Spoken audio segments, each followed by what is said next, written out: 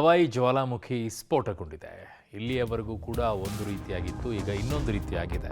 150 ಅಡಿ ಎತ್ತರದವರೆಗೂ lava ಹಾರುತ್ತಿದೆ. Hawaii ಅಗ್ನಿಪರ್ವತ ಪ್ರಾಂತ್ಯದ ಕಿಲೋವಿಯಾ ಶಿಖರದ ಬಿಲದಿಂದ December 23ರಿಂದ ಸ್ಫೋಟ ಶುರುವಾಗಿತ್ತು. ಇದೀಗ ದೊಡ್ಡ ಕಾರಂಜಿಯಂತೆ ಬದಲಾಗಿದೆ. ಎತ್ತರದ ಪ್ರದೇಶದಲ್ಲಿರುವ ಕಾರಣ ಸ್ಥಳೀಯರಿಗೆ ಸದ್ಯಕ್ಕೆ ಅಪಾಯ ಇಲ್ಲ. ಆದರೆ ಬಿಸಿಯ ತೀವ್ರತೆ ಹೆಚ್ಚಿರುವ ಕಾರಣ ಈ ಪ್ರಾಂತ್ಯವನ್ನು ನೋ ಫ್ಲೈ ಝೋನ್ ಅಂತ ಘೋಷಣೆ ಮಾಡಲಾಗಿದೆ.